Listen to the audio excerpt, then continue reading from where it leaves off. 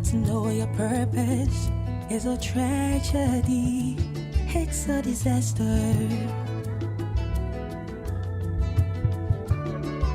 To live and not know what state of God you are, it's a disaster. To not to know your purpose is a tragedy. It's a disaster. You may tomorrow be gone. Tomorrow may never come. Wake up. The seas of February 2021. Place for living now. In this you will build your soul. A Saturday, of course. And here we are once again on the mentoring hour. Humanity. Well, you know what's up around here, isn't it? We have Dr. Susan today. Be the answer to the prayers of humanity. Dr. Dorcas as well. To live and not know what state of God you are. And of course, it's a disaster. She knows herself. Samantha too is here. To not know your purpose. And my name remains Papa Smiley, the only gentleman among three beautiful women. And of course, you can join in the listening. Sunshine, rainfall. Today, we have harmony, symphony, a topic. Sunshine, rainfall, that fits the moment. And blows, harmony, symphony. We will be talking about COVID-19.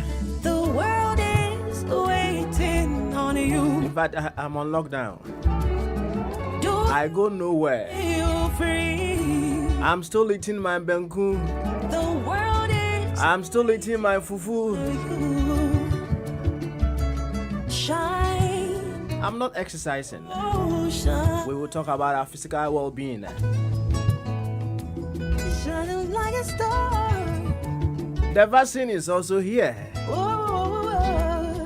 Shine. When I sent the flyer to a friend of mine who is being called to come for the vaccine on Tuesday, he said I have to listen because I'm still contemplating on either to go or not to go. You may tomorrow be. Dr. Dorcas is here. Tomorrow may never come. So wake and of course, wake up.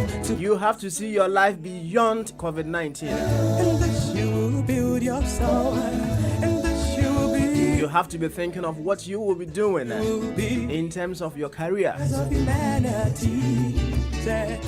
this you will build your. Samantha is here. And this you will be. Our consultant is here. And this you will be. So without much ado, let's go and welcome these three beautiful women today. Please unmute yourself.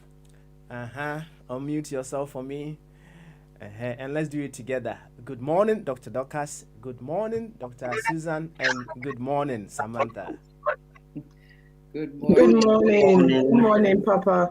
Good morning. And Happy New Year to you and all your viewers and listeners. Since this is the first time this year that we're back, and we are very, very happy to be back. Good one. Good one. Well, around here, we put it this way.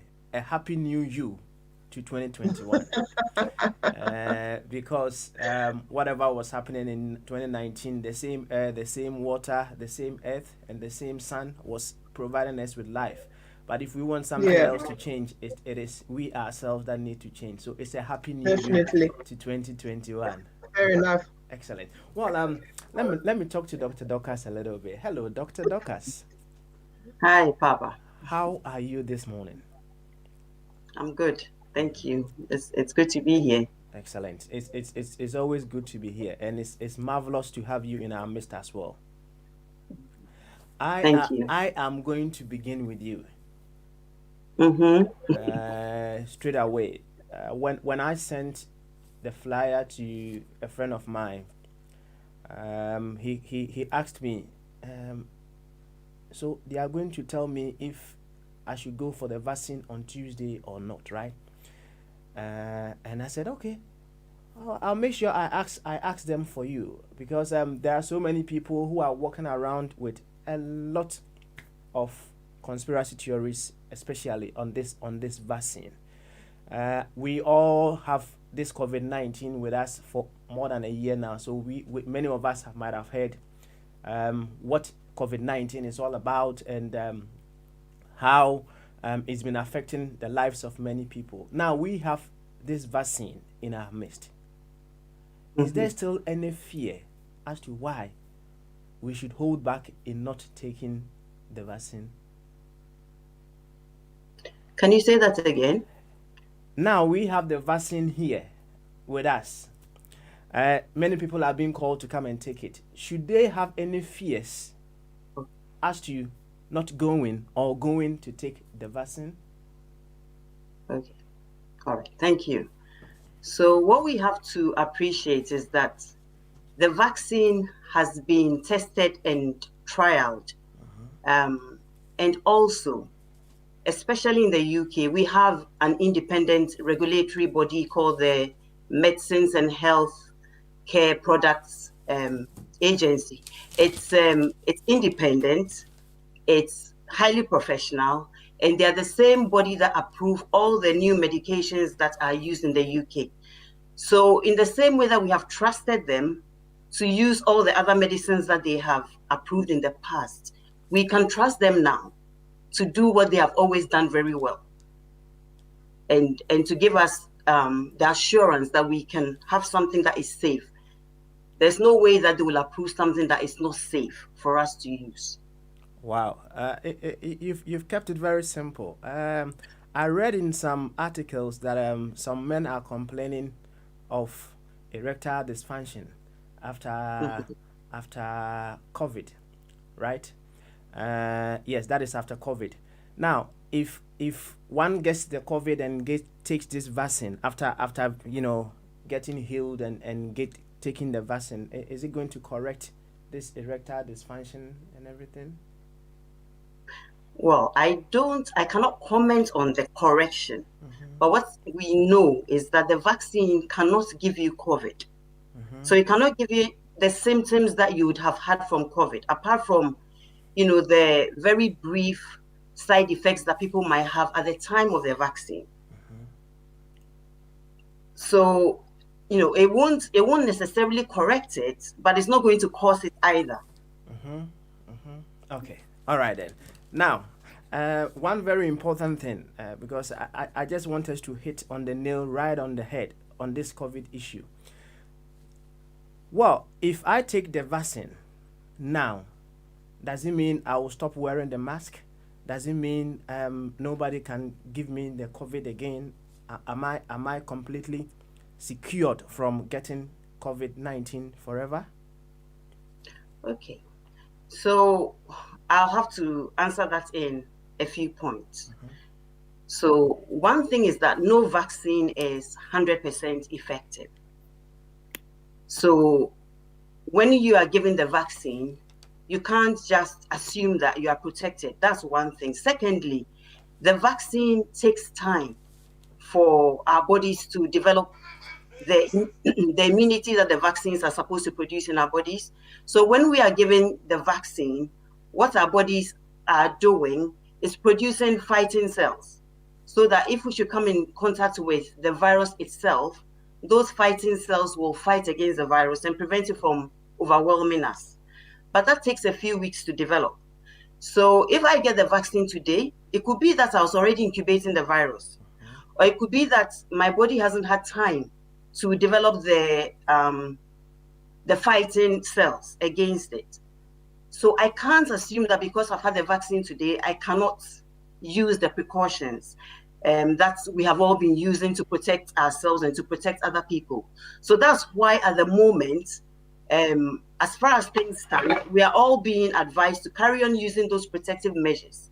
That's the third thing. Also, studies are still going on to see whether people are protected when other people have got the vaccine. So if I have been given the vaccine, the studies to show whether I cannot pass it on to somebody else are still ongoing. Remember that this is a fairly new vaccine, and we know quite a lot about it, but there is still information that is being developed regarding the vaccine. Okay. Does that answer your question? Well, it does. It does. It certainly does. When you spoke about there is no vaccine that is 100%. You use the term effective or what? 100%. Did you say effective or what? Yes, I 100 use the word effective. effective. Okay. So now what is the percentage effectiveness of this vaccine? Do we have 80%, 90%? What is the percentage? Okay, so the three vaccines that are available to us at the moment are all over 90% effective, but to different, very slight variations in difference, but 94, 95%, they are effective. Okay. All right. Are there a section of people, say sickle cell, carriers, pregnant women, children, who are not to take this vaccine, or everyone can take it? Okay, so at the moment, I'll go to the children first. So the vaccines have not been licensed for use in children under the age of 16. The AstraZeneca vaccine has not been licensed for use in children under the age of 18, and the Pfizer vaccine in children under the age of 16. Now, sickle cell patients or people with sickle cell, actually, they form part of the extremely vulnerable group of people. So if a person with sickle cell should get COVID, they are at a much higher risk of developing severe illness, complications, and possibly even death. So it is actually been recommended that they should be amongst the group of people to be prioritized in terms of giving the vaccine. Pregnant women, we are told that pregnant women were not used in the trials at the beginning. Well, they were not used in the trials. So at the beginning of the rollout of the vaccine, we were advised that we shouldn't give it to pregnant women unless it was absolutely necessary. So there was a concern about the balance of safety with pregnant women. However, more recently, we've been told that as surveillance is going on, or as the studies are going on, it's not been proven that pregnant women are at more risk from having the vaccine. So actually, in the last few weeks, we've been told that pregnant women can have the vaccine if they need to have it. Okay. How about women who are breastfeeding? Yeah, same thing. There's no reason why they cannot have it if they do not need it. Okay. So with them as well, we're told that they're beginning to hold off, but currently guidance is that they can have it as well. All right. Well, a question just came in here. If I take the vaccine today, does it mean next year, like the flu vaccine, I'm not going to take it again? All right. So still at the moment, it's not 100% certain how long the protection from the vaccine is going to remain. We have heard some information that maybe it's going to be about a year, but it's not definite. And so this is still ongoing. All right. This is still ongoing. Well, in that case, I'm being tempted to say that if it's ongoing, then we are all one way or the other guinea pigs in trying to get a more sustainable vaccine, isn't it? That is how it sounds like, isn't it? Yes. Is that not scary? Which aspects of it do you find scary? we don't have it certain. It's still ongoing.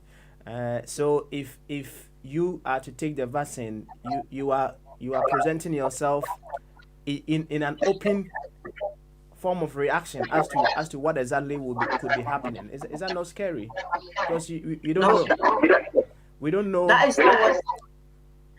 is not what I was saying. You were asking about how long the protection will last. That's right. But before that, you have told us that whatever research has been done on this indicates that if you take the vaccine, you can't tell us how the effective level is not 100%. That is one thing. Also, you cannot tell us how long it is going to protect us from the vaccine from COVID-19. And I'm saying, if all these are the scenarios, is it not scary for someone to take the vaccine? No, Don't forget that at the beginning, I said to you that these vaccines have been trialed. So before any medication or vaccine is rolled out, it goes through different phases of trials. It goes through a phase 1 trial that will probably involve under 100 people.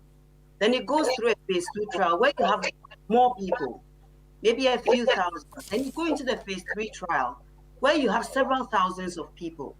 So these vaccines have been trialed and people have been followed up over months in terms of the safety. So we know that they are safe. And that is why we can use them with confidence. Good.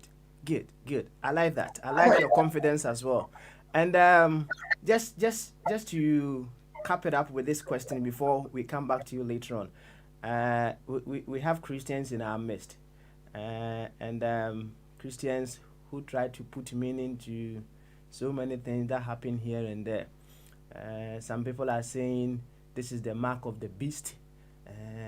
This time around, they are going to inject it with vaccine, and then they will put some chip in the vaccine. I don't know how small the chip is for it to go through the needle. I don't know.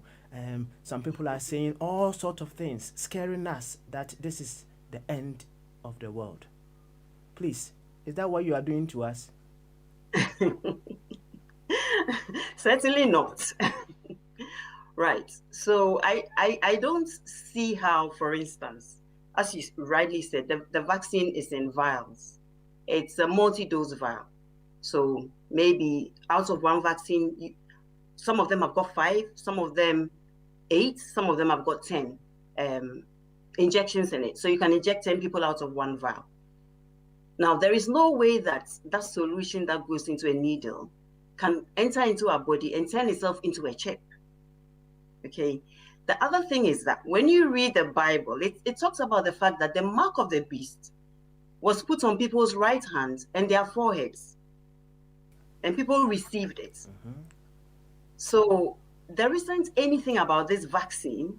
First of all, we are not getting it on the hand or on the forehead. And there is no way that there can be a chip within, as I said, that solution. So I would like to dispel that fear. Before I took the vaccine myself, I went and checked out some of the myths that were going around and looked at the scientific evidence to dispel it. And then I had my confidence to go for the vaccine. Hey, so Dr. Dorcas, you yourself, you were holding some thoughts as to not. I had to check things out for myself, and when I was satisfied, I went for it. And so now I can also encourage other people. Okay, and how long have you taken the vaccine? How long have you been? I took it in December, so it's about maybe 5 weeks now, something like that. Oh, I see. I saw a video, just a quick one before we go to Dr. Susan. I saw a video of this woman who was saying she was all right before taking the vaccine, and after taking the vaccine, she's been having some tremors. She's been shaking here and there. Every night she can't stay still. When she was talking, you could see she was shaking here and there, and it was quite scary. Now, are there some conditions that may demand that when you take the vaccine, you have some very, very, very peculiar side effects like the one I saw, if it is true? Not that I am aware of, but having said that, everybody is unique. We have some common side effects that we know you can get from the vaccine, which are short-lived. Usually within a day or two, you might have a sore arm, you might have muscle aches, you might feel tired, headache. You take some paracetamol and you are over it. Some people don't have any side effects at all. Having said that, people are being encouraged. If they have any symptom at all that they think might be linked to the vaccine, they are being encouraged to report it to the Medicines Healthcare Regulatory Agency, as I said before. I don't know whether Dr. Susan has anything to add to that. But yes, I haven't come across that as a side effect of the vaccine anyway. And don't forget that sometimes things happen coincidentally. So you might not be able to attribute something as a cause of something else that happened at the same time. It might just be coincidental. Coincidental. Thank you very much for putting clarification to some of these things. Obviously, the COVID itself is a problem on its own. The vaccine is also a problem on its own. Many people are scared as to the COVID itself and the vaccine. So I don't know where we stand. But now with your clarification, it sounded very clear that there is no fears that anyone should harbor taking the vaccine. Thank you very much. And I like it when you said you've taken yours. So it gives me confidence to take it when the time is due. Thank you very much, Dr. Dorcas. We will come back to you. And let's go to you, Dr. Susan. Yeah, well. Yeah, thank you, Papa. I think there's a question that had come on one. Of course, I shared your program on a few of my forums, and somebody is asking whether if you have autoimmune, there's a condition where a condition called autoimmune, and whether you should take the vaccine and which vaccine. Is there a vaccine that might be better? I think I don't think having autoimmune is a contraindication to taking the vaccine, but some of these questions will best be answered by the GP. But again, like what Dr. Dorcas said earlier, there are people that fall within certain vulnerable groups, and certainly people who are immunosuppressed, people who have very severe asthma, chronic illnesses, cancers. They will fall in the shielding group or very vulnerable group. And certainly we know that these are the ones that will ensure that if the vaccine is safe for them and there's no particular specific contraindication, which means reasons for that, the fact that they cannot take it at all, these are the people who will be having those vaccines. So I hope that answers your question. And then just to add to what Dr. Dorcas has really clearly articulated, and Papa, we have to balance safety. You see, if for any medication at all, even with paracetamol and all these medications and vaccines that have got side effects, we always have to balance safety, the benefits against the disadvantages. See, so if you have things like, oh, we don't know how long the protection is. We know it is the efficacy, the effectiveness. Dr. Dorcas has also already mentioned is 90-something%. We know that the trials were not done on animals. The trials were done on humans. And as part of the human trials, in fact, it's one of the biggest trials ever. The phase 3 trials had about 70,000 people, 60,000 people, and our community were represented in that sample, you see, in terms of talking about safety. So that's the other thing. And when we're looking at the safety, it's being tried out. What we don't know is definitely what Dr. Dorcas has said is how long it will protect us for. So the protection is there. It is how long. So that is different. If we're talking about how long something is for, is different from whether that something will protect us. And I also want to add something to what Dr. Dorcas has said about the mark of the beast. Okay, so we have to look at the reason behind the mark of the beast. It is about our faith. So we know that when that mark happens, whether it's going to be a chip, whether it's going to be a mark, it's going to be one, very visible. Two, it's going to have to be something that we have to choose our faith. So it's very important for Christians to look at that. And three, people from our community have been having vaccinations from since we were born. BCG. Tell me anybody in this country from Africa who has not had BCG or who have African parents, even though your children were born here. Did we put a chip in there? Now let's go to yellow fever. You can't go to Ghana without yellow fever. So are people saying that they are never going to have those vaccinations before they travel? They could put a chip in there, and yet we are doing it. So this is even more important because it's a novel disease in that it can wipe people out. We don't have immunity against SARS-CoV-2. That is we call it COVID-19, but it's called a SARS, severe acute respiratory. It can cause that condition and cause people to die. And sometimes people, if they don't die, they can go on and have chronic conditions and affect the quality of life. So all what Dr. Dorcas and all of us are saying is people need to read from credible sources.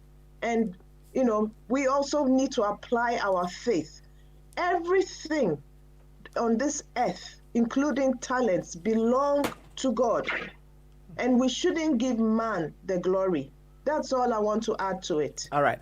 The quite unfortunate thing is we have some doctors, just like yourself, also making videos, making commentaries as to yes, why people should stay away from the vaccine. Yes, they are also doctors. So what I agree. Have also they researched into to come up with such videos. Yeah, that is why we have those big bodies called the Community Center for Diseases Control in America.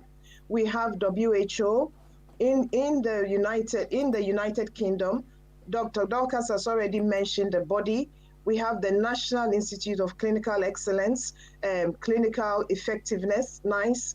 So these are big institutions. They look at the wider picture.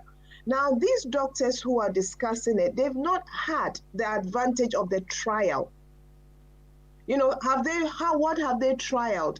You see, in science, people can go with experiments or people can go with theories, okay? And this is why looking for credible sources, these big institutions will be a good source. Obviously, everybody is entitled to what they end up deciding to do, but informed choice. Go to credible sources, because these people are talking about theory. A conspiracy theory or theories doesn't make up evidence. And an example is I'm a consultant in neurodevelopmental pediatrics. There was a scare years ago about the MMR vaccine. The MMR vaccine, a lot of parents in the world, in the United States mainly, some of it in Europe, in UK, were adamant because somebody came out, a colleague came out to say without evidence, falsified evidence, claiming that if you took MMR vaccine, your child will get autism, with no evidence whatsoever. You see, because with experiments, Papa, you have what we call a control group and an experimental group. You see, so to be able to know that these things can happen, you have to give somebody something and then somebody not. And then you do what we call a longitudinal study. A longitudinal study takes years sometimes, or what we call a cross-sectional study, where you look at different ages to then compare whether this is true or not. Studies and credible studies have to be done ethically and properly. And that is why some of these people, when they come in and then they claim that this is what is happening, and then they have found out that whatever study that they've done is not what we call replicable. You cannot replicate it anywhere. There's really no, because we peer review, doctors and scientists peer review every research. So this colleague was actually struck off because they provided false evidence. And in America, it's happening right now. There are a few people that have been spreading conspiracy theories, and they are going to be prosecuted. So the scientific community peer review things. And so it is so important for our listeners and our viewers to ensure, if you go to the religion, it's you and your faith, read the scripture well. If you go to science, go to credible sources. Go to people who have already, I've had my vaccine. I've had my vaccine. Some, I'm sure, will say she's had hers. One of my family said to me, well, Susan, you take your vaccine. If you take your vaccine and nothing happens to you, it was said in jest. It was said in jest. My brother, he loves me to, and he's happy to take it. But he teased me and said, if nothing happens to Dr. Sue, then we'll all take it. You see, and of course, my family have seen Honestly, I only had a bit of ache. And then actually, I really, that was the day that I even slept so much. One of the side effects, they say it makes you a bit tired, okay? And I honestly, that was my side effect. I felt a bit tired, but in a very lovely, nice way. I had one of my best sleeps. And to the video about the lady who was talking about, what did this lady say? The shaking, the shaking, yeah. neurology. Yes, it's a very interesting one, but there is something called yellow card. Anybody can Google yellow card. If you have any side effect that is not, it is not one of those common side effects, it is the responsibility of that person or anybody experiencing any side effect that is not listed to actually report it. And then they will investigate it. So you see, Papa, science is happening. My tiredness was different in a sense that I felt really sleepy, as if I'd taken an antihistamine. So I reported it. And what will happen is that if they find people who are saying the same things, then they now start looking at it. And then before we realize, it's now become something that is, a side been listed as a side effect. Okay. Now, the way the vaccine works, it's very unclear in terms of if it's something neurological because of the mechanism of the way the vaccine works. That, it will come back to it maybe, that I'll leave Dr. Dorcas when it comes to that, for her to explain, maybe, if that's one of your questions. Sure. Before we go back to Dr. Dorcas, I'll make sure I give Samantha enough time to talk to us about careers. But before we go back to you, Doctor, let me ask you, Dr. Susan. Some people are concerned about the speed with which the vaccine came, and they think, vaccines don't come so quickly. They go through, as you said, longitudinal, whatever it is. So very good question. Very good question. The reason they had a breakthrough is a new mechanism called the mRNA. Yes, the vaccine is a different vaccine. Of course, we do have the ones that are the old vaccines. So some of the vaccines are what we call a live attenuated vaccine. It just means a weakened form of the virus. They put a small dose. Those are the ones we know historically. They like to use it. The technology is there already. So they like to do it and put it in people, see more and more and more trials and wait for the trials, okay? But in a pandemic situation, it's a matter of how many resources do we put there? And I'm telling you, they put a lot of resources behind it. Okay. The second, the BioNTech and the Moderna, the Pfizer BioNTech and the Moderna vaccine, these are what we call synthetic. And I'll explain why it's called synthetic. They manufacture it. It's a new technology. That is what gave Ebola in Africa the breakthrough. Ebola is this new technology. Now, when they show coronavirus, you see they show coronavirus, the virus with spikes. So what is happening is that this new technology, they take a piece, not the virus itself, like the old ones we know, the old technology that we know, where they need to use certain viruses and then take a bit of the actual virus, you see. This one, they take a little, this is the clever bit, Papa. They take a bit of that protein spike, okay? And then what they do is that, what they are saying is that this mRNA, which can manufactured and synthesized in the lab, they encode it with this tiny, tiny blueprint of the virus, which is the mRNA. It's called an mRNA. mRNA are simply technology within, mechanism within our bodies, yeah, or any living thing at all that can make protein, okay? So they take this little thing and then they inject it into our bodies, okay? Now look at it as a prototype. They are using this thing, this instruction in this little vial that they are injecting us to do something very, very interesting. As soon as it gets into the body, it is presented to our immune cells. And all what mRNA is going to instruct our body, particular cell in our body, is make can you, body, make the same spike protein? You're getting the cleverness, okay? So Mr. Prototype presents it to the body. The body says, "Oh, what do you want us to do?" The boss says, "Make the spike. Make this spike of this corona spike." As soon as mRNA gives the instruction, you remember mRNA, that vaccine is stored under what? -70. Our body is not -70, yeah? So as soon as it gives the instruction, it goes. We extract it out of our body. Gone. Yeah? Now the body, this is how God is amazing. When the Bible talks about we are fearfully and wonderfully made. You know, when I learned about the technology, I was like, it's the same time when I learned about this Big Bang, and I said, well, Big Bang, no matter what anybody says, it's not against our creationist story, right? So our bodies now have been given the blueprint, and then they start producing the spike protein of the corona, okay?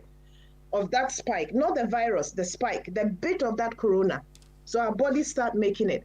As soon as our body starts making it, our defense mechanisms go, what is this?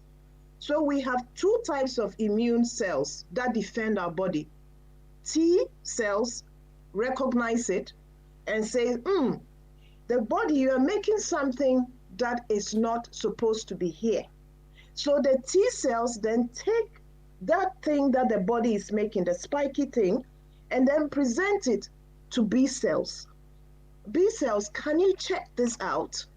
B cells say, this is not supposed to be here. So you know what the B cells do? They produce antibodies. They produce antibodies because they know that this cell is not supposed to be there. So the body starts producing antibodies. And the beautiful thing that God did for us is not only do you have just one B cell, you have a B cell that recognizes immediately and starts preparing for battle. And then we have another type of B cell called the memory B cell that will remember when corona strikes. That is why our vaccines work. That is why, polio. I mean, remind me, Dorcas, I don't know, I can't remember whether, I think polio is very much nearly eradicated or at least smallpox has been eradicated. That is why. Now yellow fever, they've come back to us to say that we don't need any more 10-year yellow fever. Papa, this is the reason why. Our memory cells are so good that any yellow fever thing that comes in us, they remember. BCG, they remember. So BCG, you have one dose, that's it. Yellow fever, you have one dose, that's it. Yeah, because we've had time to learn that our bodies are that remarkable that they recognize these things.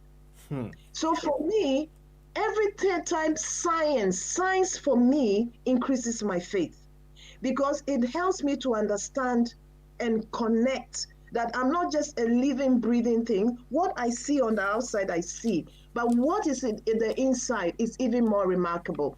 And this, for example, is a testament to a creator who is, we can't even imagine how amazing and awesome he is. I think very soon you'll be Pastor Susan as well, right?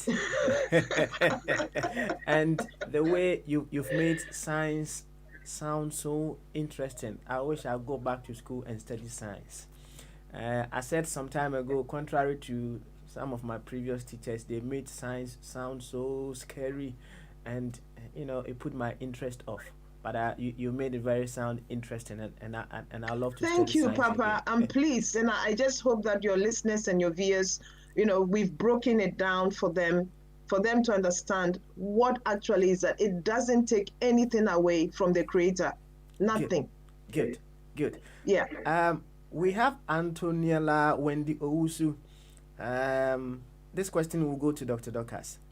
So there was a video going viral of a 19-year-old care worker on Instagram who had stroke-like symptoms and lost movement on her arm and had slurred speech after taking the vaccine. Was this relatable or a coincidence? I think you spoke a little bit about this. So just in brief, for Wendy, Dr. Dorcas. Okay. So your question is whether the symptoms of the stroke-like symptoms were caused by the vaccine, the vaccine or coincidental. Okay. So I wouldn't be able to say yes or no because I don't know the answer to that. But remember what Dr. Susan said. She did say that if anybody gets any reaction that seems to be unusual or not documented, then they need to report it so that it can be looked into and then investigated to see whether there is a cause and effect or not. It will be interesting to know whether the symptoms that this 19-year-old carer had are still ongoing or whether she's recovered from them or not. Do you know? I don't. I don't as well. I don't as well. All right. Thank you very much for that. We've been talking to Dr. Dorcas, Dr. Susan, about COVID-19 and the vaccine. We will certainly be talking about our physical well-being as many of us are on lockdown. We will certainly be talking about that. And very soon we'll be going to Samantha to tell us what we can do in this present moment that we are possibly home. One of my friends was telling me now he's turned into a teacher because he's learning a lot from the home learning. I don't know if he can build up on that and also become a teacher after COVID-19. Samantha will take us through all that. But let's go to Dr. Susan for about 5 more minutes before we move on to Samantha. Dr. Susan, many people are on lockdown. We are home. They say don't go anywhere, stay home. You know, some people who are not living with their partners, you are even forbidden to go there and enjoy yourself and what have you. What practical steps can we take so as to help our physical well-being? As I was saying in the intro, some people are still eating all the food that they were eating. They are not burning the calories. they are not burning the calories, among other things. What practical steps can we take so that we can improve our physical well-being in this moment? Good question. Thank you so much for this, Papa. Yeah, I think one of the main, before we go to the practical steps, I think the understanding about why it's important to ensure good physical well-being is the fact that this is just one of those viruses that for some reason can affect disproportionately people who have a high BMI, who are obese, and that's a third of the British population. By the way, according to statistics, it disproportionately affects people over 80, and then it disproportionately affects people with chronic diseases, chronic illnesses like hypertension, cancers, anything that anybody with immunosuppression, diabetes is also one. For some reason, they found out that if you've got the sort of childhood type diabetes, it affects you more, your risk is higher than the other, what we call the type 2 maturity onset. That's when you've had diabetes following when you're older.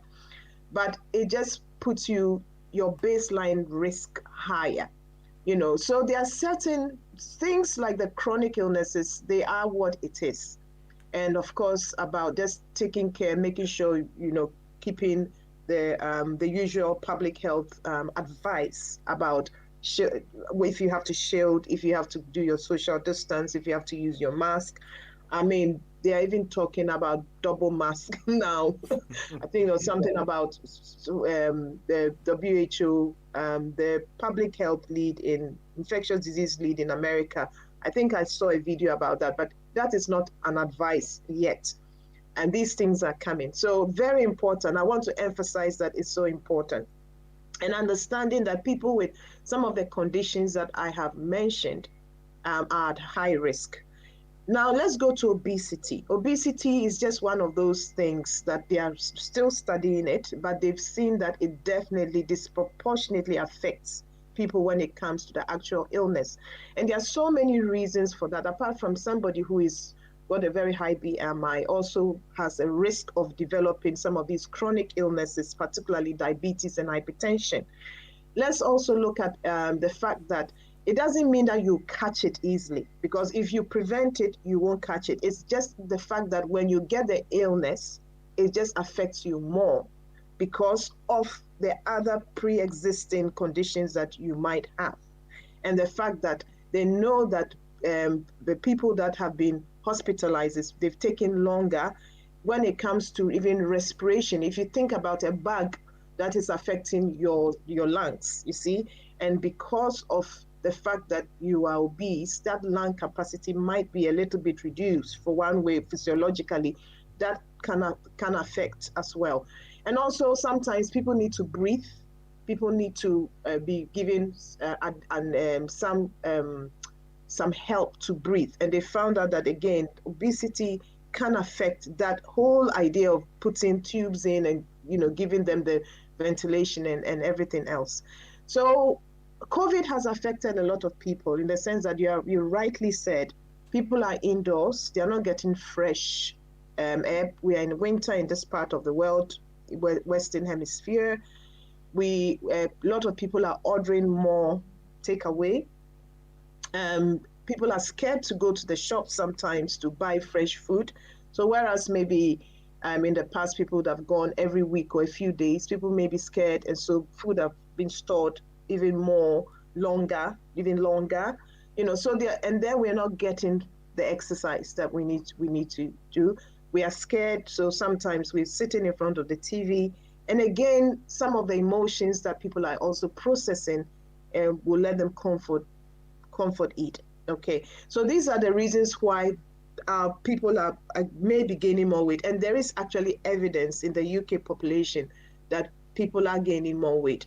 We all have, particularly with the first lockdown when nobody was seeing the woods from the, very, very difficult to know what was happening. So, yeah. So what do we do? It's very important to understand that, not even because of COVID, but in general, having a high BMI will predispose you to some of all these chronic illnesses that I have already mentioned. The fact that you have a high risk of developing hypertension, a high risk of developing diabetes. And if you have these things also, it's going to disproportionately affect you if you get any illness at all. And of course, the virus is a very ugly one. Okay, so it's important for people to keep active. And it's not about exercise. I have a Facebook group, book group it's a women group, 40 plus, we call them 40 plus fit and fabulous.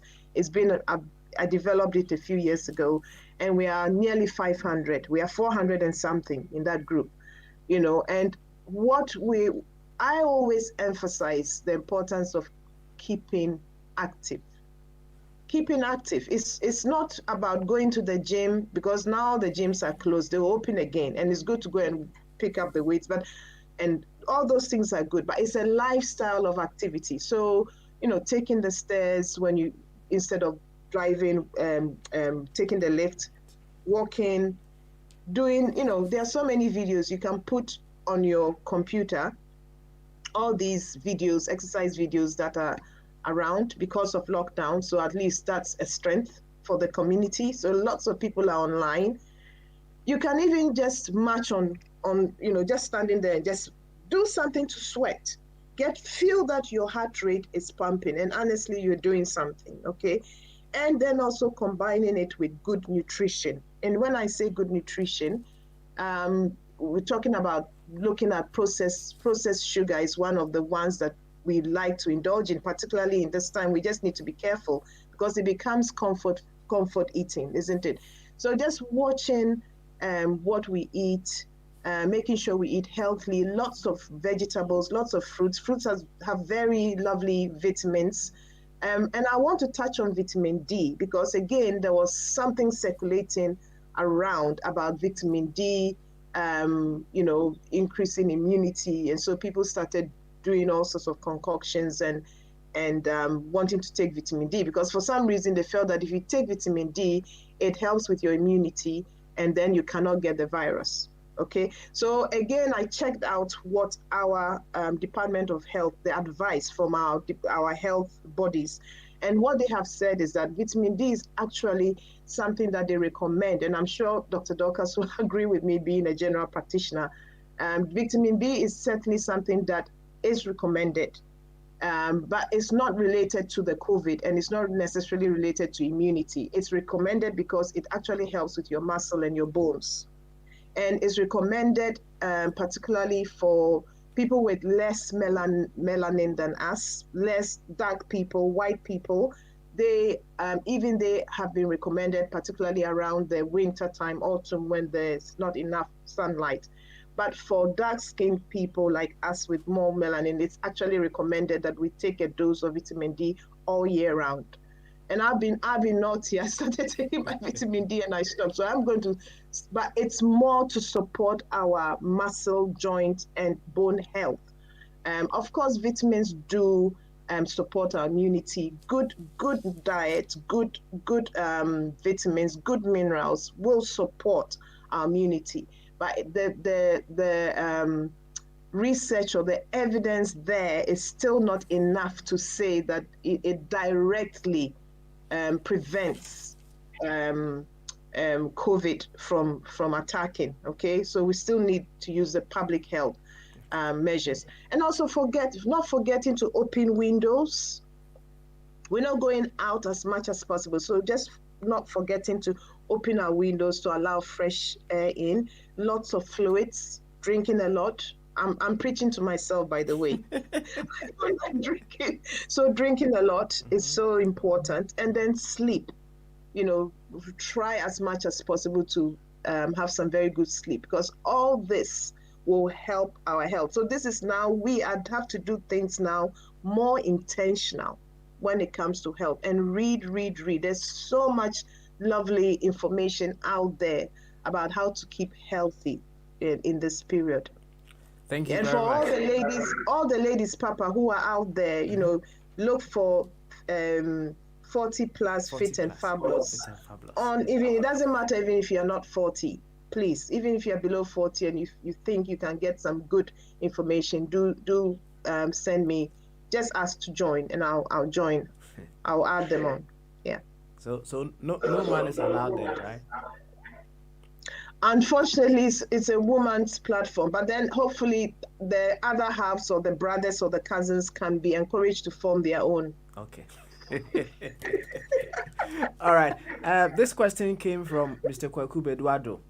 I think you touched a little bit on that. After taking the vaccine, does one need to continue to take immune boosters like vitamin C, D, and zinc? And if not, why? Just a little bit touch on that. Yeah, I mean, I've just said that the vitamin D is a public health advice. It's an advisory that we take vitamin D, but it's more to maintain our bones and muscles and joints, because especially if you have if you are dark skin, the sunlight vitamin D, it's harder to penetrate. And so that is why the advisory is for people of African origin, dark African Caribbean origin, Asian also. It's advisable that we take the vitamin D all year round, whereas people from the white community are taking it when it's less sunlight. Vitamin C, vitamin zinc, again, there isn't really an advisory about those specific minerals, but you can get lots of vitamin C in orange. I think zinc you can get in nuts. Don't quote me on that. But there are lots and lots of lovely food resources out there that you can get these. So it's a balanced diet. I love nuts, and you have lots of some of these materials in nuts, minerals, lovely minerals in nuts as well. Thank you very much for that lovely explanation. Now, let's go to Samantha now. Hello, Samantha. Hi, Papa Smiley. It's been a long time. I feel like I haven't been on here since November. I know. But it's good to be here and good to be a part of this. And I think I just want to add to everything that the doctors are saying, the responsibility that we have as individuals. When these messages come, they come on WhatsApp, they come on Instagram. Listen, you're not doing yourself any favors by forwarding them. That's the thing that always concerns me. If you get it, it stops with you. You read it, it seems a bit weird, don't forward it, because we're not help. That's the thing, that we're spreading the word through these sort of WhatsApp. So anyway, that's all I want to add to that. And yes, I've had the vaccine, and you've got to do it. We need to save ourselves. So yeah.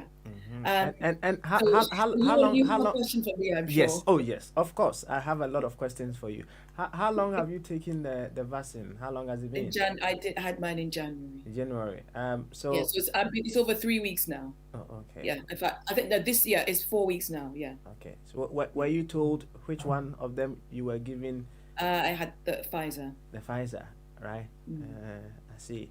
I know I'll come to you, Dr. Dorcas, as to is it part of particular interest, or is it something important as to which of the vaccines you take? I'll come to her on that. I know you wouldn't be able to answer that. You take what you get, right? That's my view. You take what you get. You take what you get, right? Somebody says, "Oh, well, I'm an Oxford professor, and so I only want to tell. I used to be an Oxford professor. I only want to take the AstraZeneca." Take what you get, because we're trying to stay alive here. Come on, guys. It's true. It's true. It's true. Now let's talk about life after this lockdown, this COVID era. Many people are on furlough. Many people are home. Some are not even getting paid at all. The bills are piling up. Stress and everything going on there. What particular steps in your field that you think people can also take so that they will have a very beautiful career, a wonderful life beyond this lockdown and COVID? Yeah. Okay. So I would kind of use myself as an example in a certain way. And I think what we hadn't realized, nobody realized what COVID was bringing. Absolutely nobody. This is something, the favorite phrase you hear is unprecedented. That's like a word, if you want to think of a word that's overused in this time period.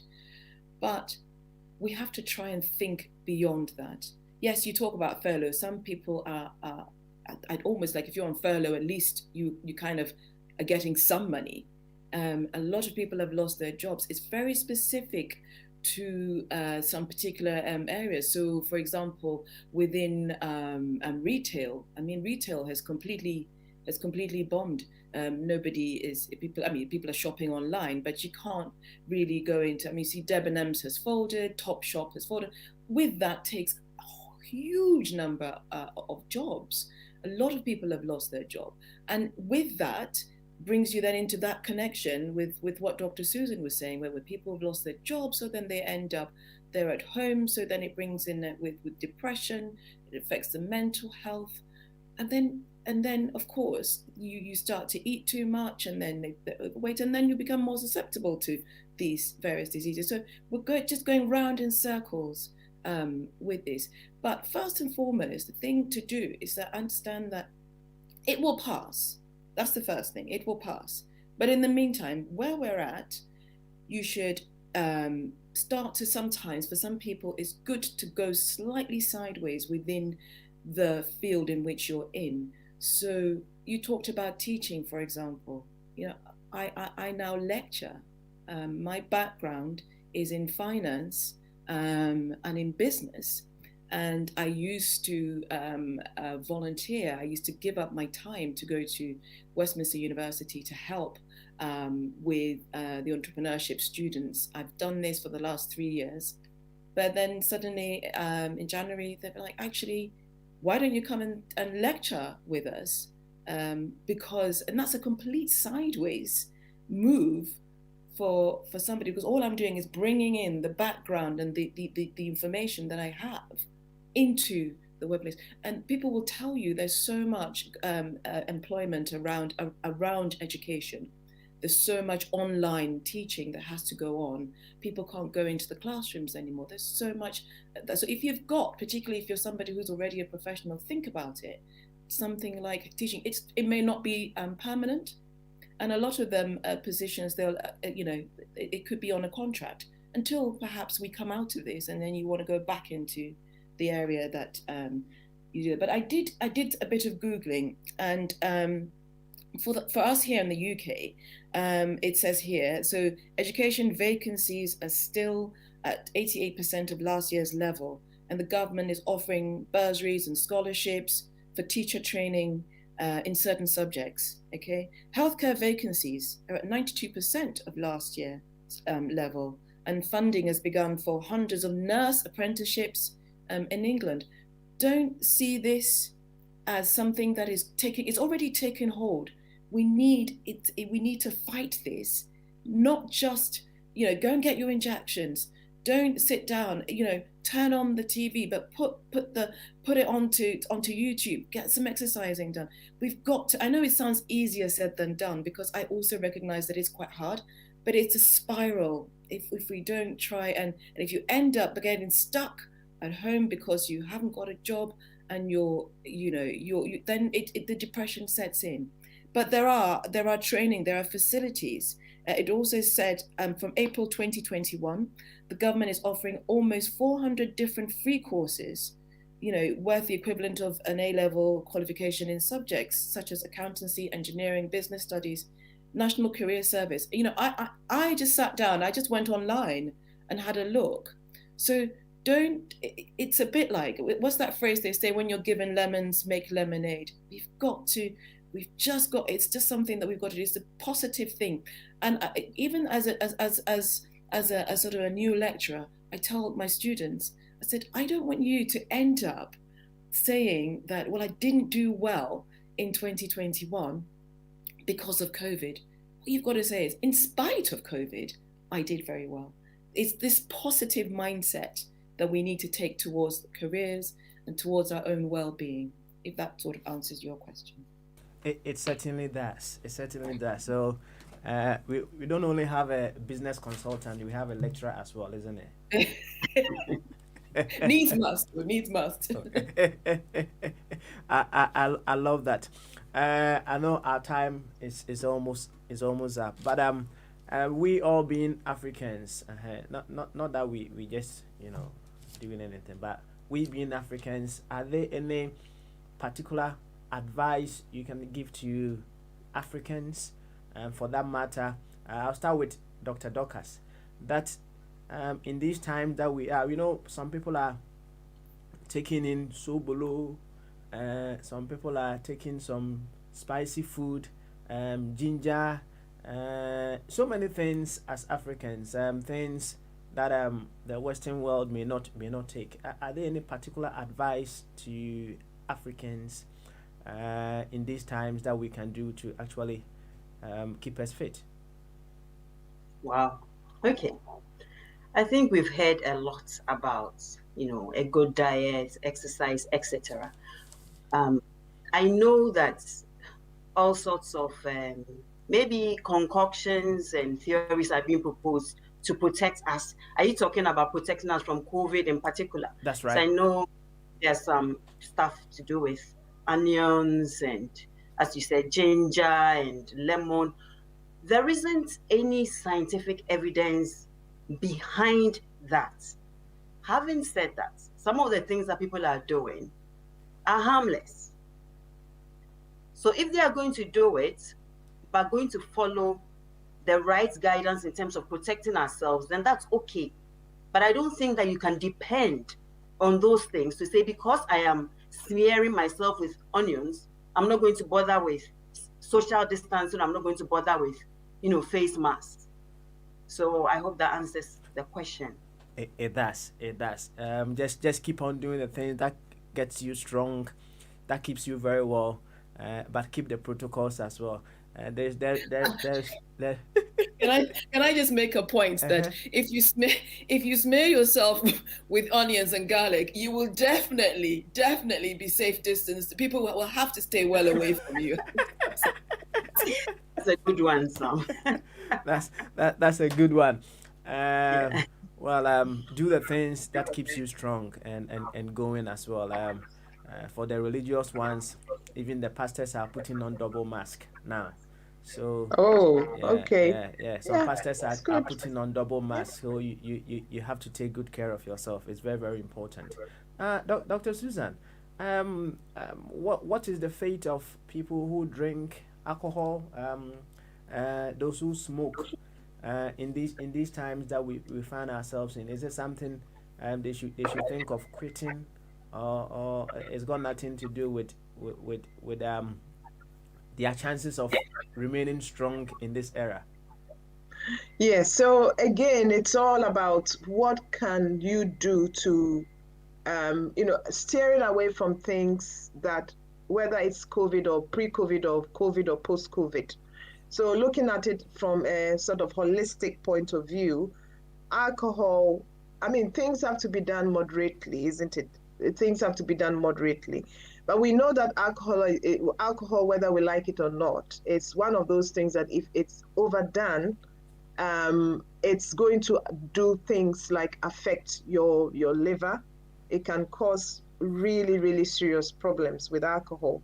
Okay, and of course, if you have a chronic illness because you've overindulged in alcohol, this is going to be something, and we've discussed it. You're going to be falling within the sort of chronic illness category.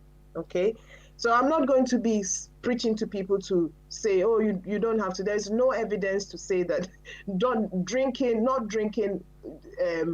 alcohol exposes you to the coronavirus. It is like even before the coronavirus, the advisory is being careful with alcohol. And if you have to drink alcohol, you need to make sure that there are some controls. You need to understand what it means being a moderate drinker, because being a moderate drinker is, again, very different to different people. So looking at the some of the health advisory around how many drinks are recommended is recommended. Okay, smoking, we know, and that is the reason why, I mean, the smoking advertising for smoking, and I'm sure in the future probably alcohol might be affected as well.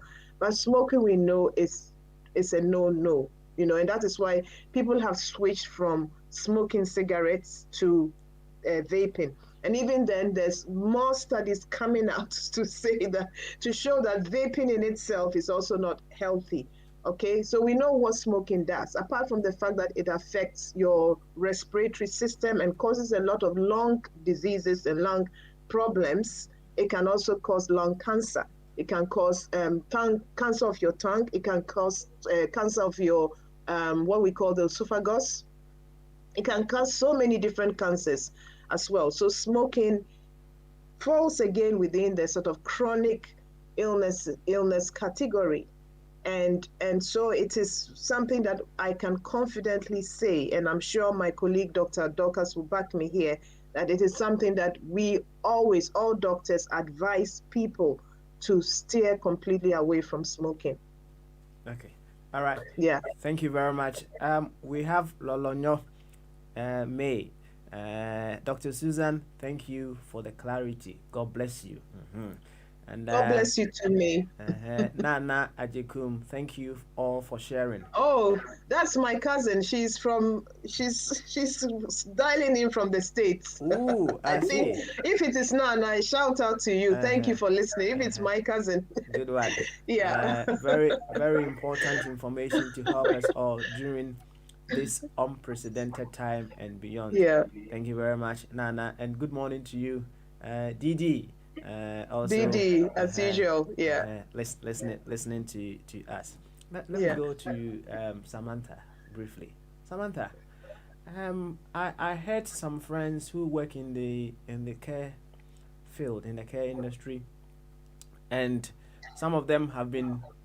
They are not vulnerable ones. I don't know how they put the vulnerable ones.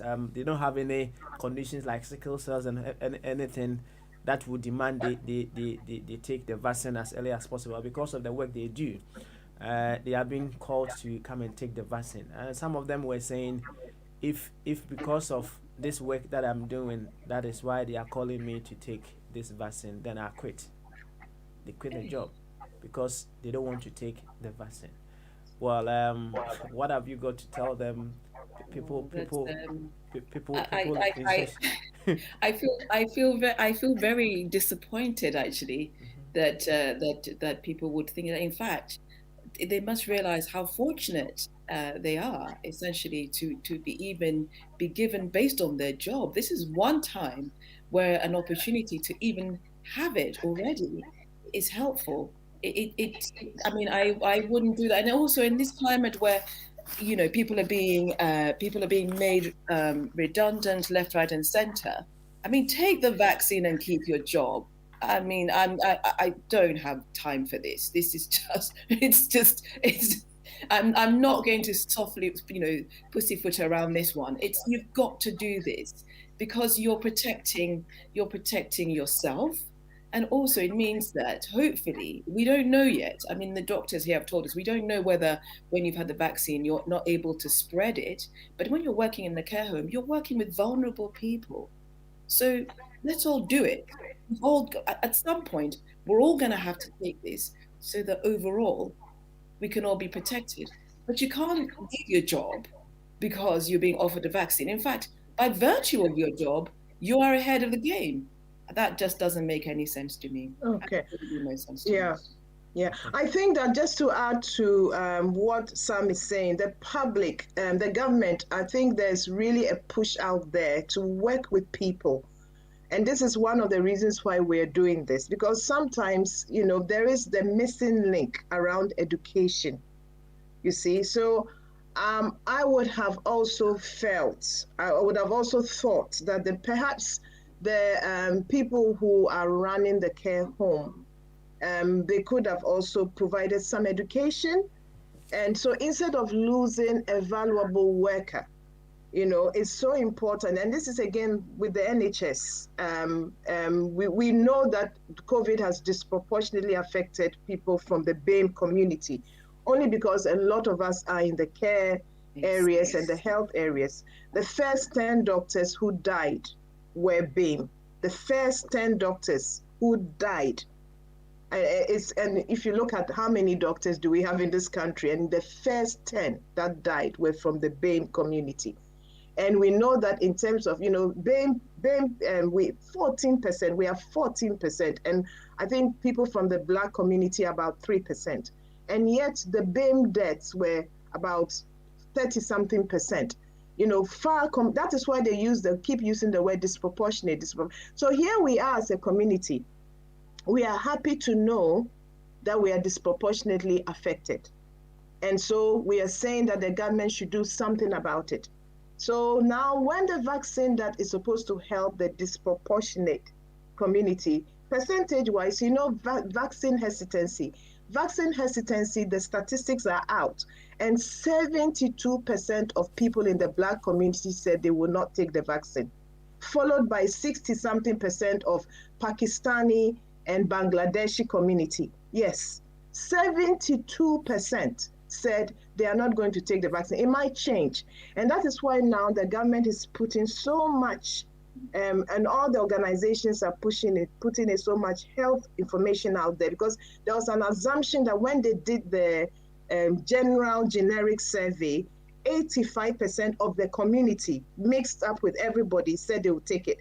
So I think they took it for granted that everybody was going to take it. Until now, the studies are showing the vaccine hesitancy. So now they are concentrating on the Black community and some of the BAME communities that are hesitant, you know, the Jewish community, Muslim community, Black community, and doing education. So in the case of this care worker, I think education could have helped her to, you know, sway that decision a lot, because we now know that there's a lot of misinformation out there, you know. So I know my colleague and friend, Samantha, I know how you feel, and I as a doctor, I've been taught to provide people with the information and that they make their own decision.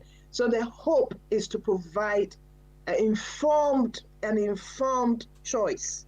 You see, informed choice. So good information, and then people can make their own choices in the end. Thank you very much. You want to say something, Papa Smiley, you can understand, you now see the real reason why here as one-to-one mentoring, the whole point of us, because we our part in this community is to constantly add. We're educating, we're mentoring. That's right. This is something that impacts on our community more than anything else, and this is our job, and we're not taking this lightly at all. I mean, I'm sure Dr. Susan will tell you, not just this week. We're back here in 2 weeks' time, right? And we're doing part 2 of this, which is COVID lockdown. It's on mental, emotional well-being and supporting your child's education at home. You know, this is what we do. We want to come here not just to talk to you about other stuff, but this is important. COVID is important. It is important. A high number of very qualified medical people, like you've got here today, Dr. Dorcas, Dr. Susan, and many more that will come on and talk to you about this. So, you know, I'm just saying thank you very much for the platform, and I'm sure Dr. Susan will tell some more about. Good one there. You know, as I said earlier on, a friend of mine who has been very, very active in teaching the children at home, he's now learning that there are 2 types of trees, evergreen trees and deciduous trees. You see? Yeah. Did you know that? Evergreen and deciduous. Yeah, he didn't know. He's finished university all the way in Ghana, and he didn't know there were 2 types of trees, deciduous and evergreen. So everyone is learning. It's very, very important. We have Nana. That's my cousin. We should all get vaccinated, especially for those disproportionately affected. Please, the vaccine is safe. We should not allow these conspiracy theories to derail us from protecting ourselves, loved ones, and the general population. Thank you very much, Nana Ajeku. Yeah, that's my cousin. Yeah, she said it. She said. Let me ask Dr. Dorcas. I think we can go a few minutes before we round up. Dr. Dorcas, there is this talk of the new variant here and there. The new variant. I think it started. I don't know if it started in the United Kingdom or South Africa or which other country it began from. Now, what are the chances of someone being vaccinated and then being protected against this new variant? Okay, so far what we are being advised is that the vaccines as they exist will protect us from the new variants as well. I understand that the major concern is about the South Africa vaccine at the moment. However, don't forget that we have the template for the vaccines already, and it's very easy to modify the vaccines as we go along. So as the variants are coming, also the scientists are working to ensure that they run steps ahead of the vaccines, ahead of the new variants. Mm-hmm.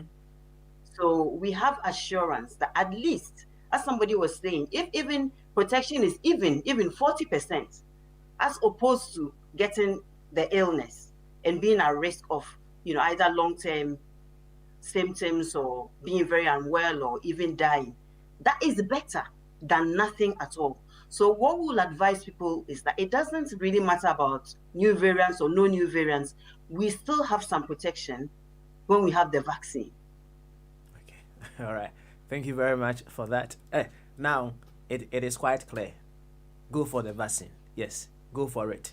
And do not be misinformed by the conspiracy theories. And one thing Dr. Susan said was some of these doctors, although some people come as doctors who speak contrary to what Other doctors are saying they haven't gotten the chance to do, or they haven't got the information on these trials and what have you.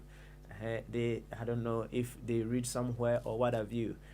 But if you want to be informed, get the appropriate quarters to go and then be informed. Do not be misinformed when it comes to this vaccine. And one thing that was always on the back of the mind of many people was the fact that the speed at which this vaccine came in is phenomenal, and they think there are some reasons behind it being rolled out quickly.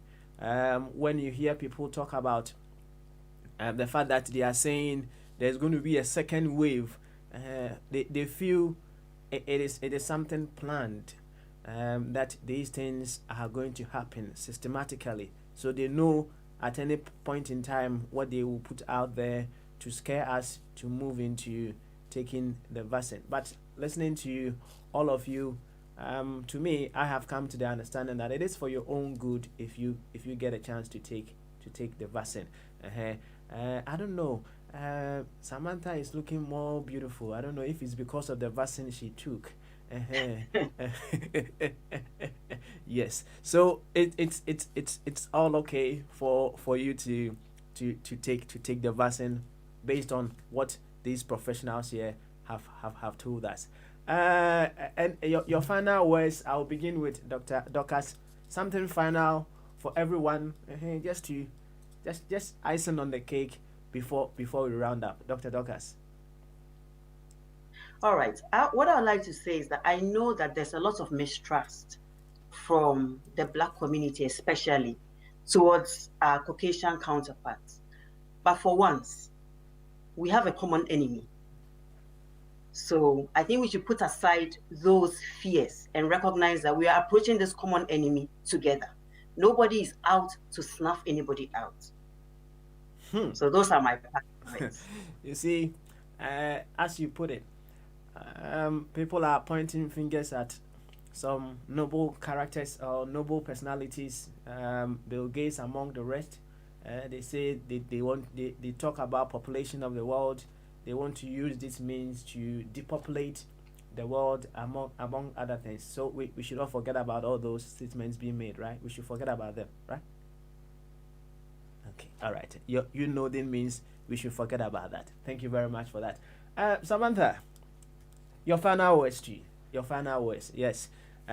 You told us we should do Google search and what have you. What at all should we put in Google search? Should we put in jobs after COVID? What should we put in there? Tell us something before we go. Well, something is, we live in a world now. Look, everything is so advanced. So whatever you put into Google, it will spit something out for you.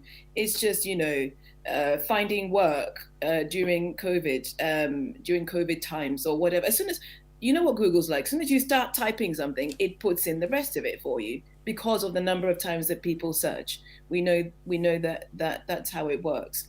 But it's for us the important thing is for us to not despair. Just think out of the box. Think out of the box, move yourself sideways, and don't just think because you do this is the only thing you can do. You've got to think beyond that. But my big thing is, please don't forward those messages. We're not helping ourselves. That's the thing that bugs me the most. As soon as they're sent to me, I actually send it back to the person and say, what are you doing sending this to me? And I send it back. Because we need to help ourselves to move forwards with this. It's very important. Thank you. Thank you very much. Sometimes the confidence with which the very ones who are giving such messages come with, it's quite mind-blowing. And I said, wow, this confidence, maybe you can convert it to something else and use it. Absolutely. But most importantly, it's irresponsible. It is absolutely irresponsible. Give people the chance to make their own minds up. But in the meantime, when you're sending stuff and you know in your heart that this could absolutely be detrimental, I think don't do it. Thank you. Thank you very much. And then we go to speaking like a very strict headmistress now. Yeah, this is the first time I'm seeing that part of her. You see. Maybe it's because of where she They'll attended bore secondary herself. school. They'll bore herself. I'm taking away from you. Bore herself. I'm telling you, I give it up. All right. I'm mesmerized. Dr. Susan, a question just came in, and then you can round up with it. Okay. Our children and COVID-19, are children equally prone to COVID-19 just as the adults? And then you can tell us something before you round up. Yes, that is another one that increases my faith. The question is that no. You see, they can be spreaders, but in terms of they getting disease, the morbidity, they're being affected by the COVID. For some reason, which they are still studying, they only know on the surface that for some reason it doesn't affect children as much as it affects adults. And obviously, the older you are, the more vulnerable that you are. It doesn't, I mean, certainly in my hospital, they keep telling we are not getting COVID-19 cases coming, as a pediatrician, we're definitely not getting them coming in with the sort of illnesses that we are seeing in the older group, but it's still being studied. But this is the mystery, which I'm sure it will come out. But some children have had it, especially children who have already existing conditions. They've had it. But in terms of looking at the statistics, it seems to be less. And this is amazing. But we'll get the answers in due course. Okay. All right. Yeah. Okay. Well, on that score, I'll take you to Ghana a little bit. Okay.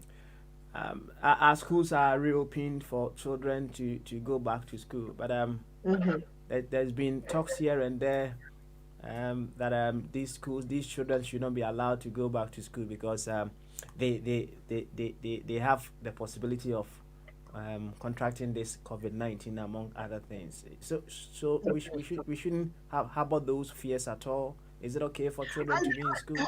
Again, I'm on a platform with my class of 1993, 1994. So we hold all the doctors, all my medical, people I graduated with are on that platform. And so I'm actually up to date in terms of what is being done, is being planned, the public health things, activities that are happening. So I think the right thing will be listening to the messages that are being provided by their public health, bodies, and I know that certainly His Excellency Nana Akufo-Addo does come and provide updates as well. So Ghana is I'm proud to be Ghanaian, and we are ahead of the game when it comes to COVID. When Ghana was testing people's temperatures in the airport and doing all the things that now, the Western countries had not started. February last year, when I came into Ghana, they were looking at temperatures. And it's because they've had lessons from Ebola. You see, it just happens. People think that it's a coincidence that the COVID virus hasn't exploded in Africa. I'm telling you, we have learned so much on that continent when it comes to diseases. So my advice to our Ghanaians, obviously, as we are in the diaspora, but we have our home country, is to keep on listening and trusting their public health advisors, their doctors, and all the health information that Our Excellency also provides to the public. Thank you very much. Mrs. Lucy Beduado, she is the wife of Mr. Kwaku Beduado, the chairman of the Ntraman Association. She wants to find out if one-to-one mentoring network, say Dr. Dorcas and yourself, could make yourself available to the Ntraman Association or any other association thereof for such wonderful lectures that you Yes, please. With possible, pleasure. Right? And we have so many doctors on our thing as well. In fact, Dr. Dorcas's husband is also a doctor. And so we have so many people on the platform that we are very happy to be a source of information for our community, whether in the diaspora or outside the diaspora. Yes. Thank you very much. We'll be honored. We'll be honored. We'll be honored. Okay. Yes. All right.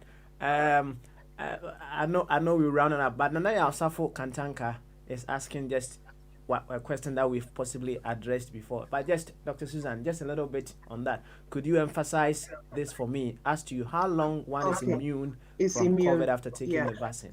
Yeah. I think Dr. Dorcas answered it in that the study is still ongoing to know whether we're going to be immune after 6 months, immune after a year, immune after 2 years, isn't it? Dr. Dorcas is nodding. So we wouldn't know, but they are studying so much. And what they know is that it's effective. Yes. So that's what we need to, I think the take home message is we have to separate its efficacy or its effectiveness from its immunity, the length of the immunity. Those are two separate things. At the moment, if you take it and you even get the COVID, the way it will affect you, it will be less. We call it morbidity. Okay. So the sort of people who are going to the ITU and getting very ill, that's less because of the mechanism of the way I've already explained, the way the antibodies come in, your own fighter mechanism God has put into you come into play. So it's like war. It's almost like soldiers ready for war. They are waiting. They are on alert, red alert, waiting. When the vaccine gets in, they wait. You see? You can get immunity also from the virus itself. Again, they don't know how long, even when you've had the virus, whether you can get it. We've not heard people who have had actual COVID and that they've been reinfected. All these studies will be coming out. But the important thing is that it does something to the immunity that God has given us. And if you have the vaccine, you're on red alert. In that anything that comes into you, it's, it's ready for it. Thank you very much. Today, I'll be the PRO of One-to-One Mentoring Network. One-to-One Mentoring Network is a body of professionals from diverse areas. As you can hear, Dr. Susan, Dr. Dorcas, and Samantha, who is a business consultant and now a lecturer as well. Yes. They have very wonderful ideas as to how you'll be able to help yourself as a parent, mentoring you so as you'll be able to mentor your children. As you heard this today, they've given us awesome information, knowledge, education on this COVID issue. You can look out for them on their website, one-to-one-mentoring.com, isn't it? Yes. Excellent. And one-to-one is one, that is ONE, 2, figure 2, one, mentoringnetwork.com. Papa, please, it's www.one-to-one-mentoring.com. One-to-one. Easy. Easy as that. Okay, all right. I'm still learning as a PRO. Don't worry. Now, you will read so much about them. Do not hesitate to contact them if you need their support in any way whatsoever. And as Dr. Susan said, if you are an organization, you are a society, what have you, and you would want One-to-One Mentoring Network to give you a talk in whatever field there be that is in their capacity, do not hesitate to contact them. I think they have something wonderful to give the society. So reach out to them on their website. And Mama Lou was asking if she could join 40 plus fit and fabulous. Yes. So she Googles, if she Googles it on Facebook, it will come up. Yeah. Facebook. You should go to Facebook and Google it. Okay. On Facebook, yeah? All yes. Right. And then, Papa, can I also add that there's fear, and especially those of us with faith, that we should remember what the Bible says, that perfect love casts out all fear. There is no fear in God. There's no fear in our faith. You see, so obviously we have a weapon, that is prayer. And if there's anything at all, this is the time, especially with the lockdown, that we should draw closer and let the Lord speak to our hearts. Because if it's fear, we have to surrender that fear to the Lord, that our bodies are made by Him. And for all these years we've been putting things inside us, it's God who has protected us. So we are not putting our faith in the vaccine. We are putting the faith in the Creator of man who created the vaccine. So that is the difference. That is the difference. Dr. Susan, the pastor, we are putting our faith in the Creator of the man that created the vaccine. Yes. And another man will say, if you don't have faith in yourself, have faith in the power that created you. Have faith in the power that created you. Thank you very much. Wonderful, wonderful women today. Thank you, Dr. Dorcas. Thank you, Samantha. And thank you, Dr. Susan, for your time spent with us today. We hope to come again next 2 weeks for the part 2. Because some gentlemen and some women are also complaining that in this era, they can't call any woman, beautiful woman they see in town, oh, hello, hi. They can't do that. The women are complaining, the men are not coming forward. We have to talk about all those things so that life will carry on, isn't it? Life must carry on, isn't it? Fair enough. Excellent. All right, then. Enjoy your weekend. Bye-bye. Thank you. Bye-bye. Bye-bye.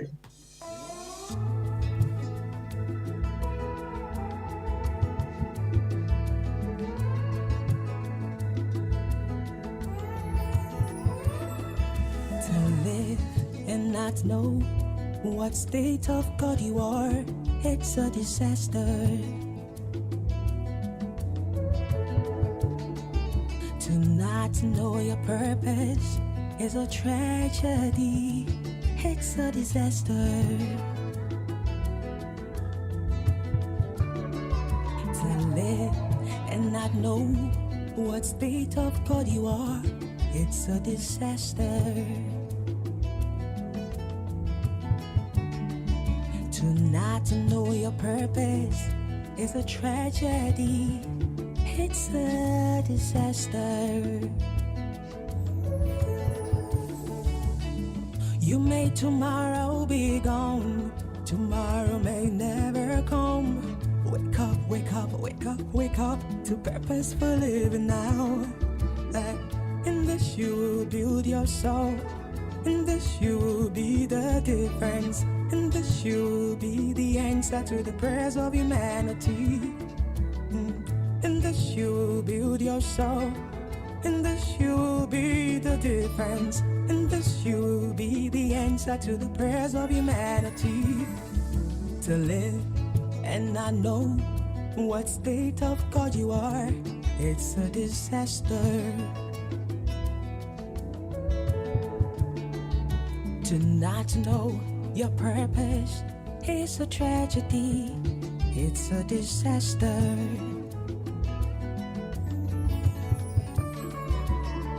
Sunshine, rainfall, half spins, the wind blows, harmony, symphony, purpose. Sunshine, rainfall, half spins, the wind blows, harmony, symphony, purpose.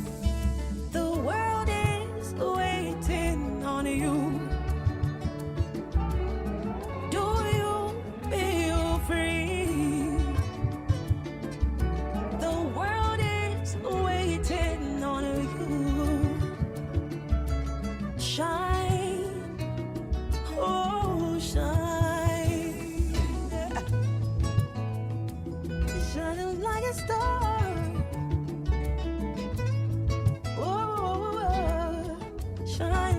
alright. Yeah.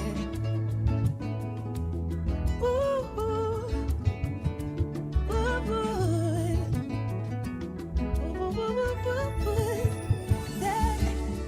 You make tomorrow be gone. Tomorrow may never come. So wake up, wake up, wake up, wake up to purposeful living now. And this you will build your soul. And this you will be the difference. And this you will be the answer to the prayers of humanity. And this you will build your soul. And this you will be the difference. And this you will be the answer to the prayers of humanity.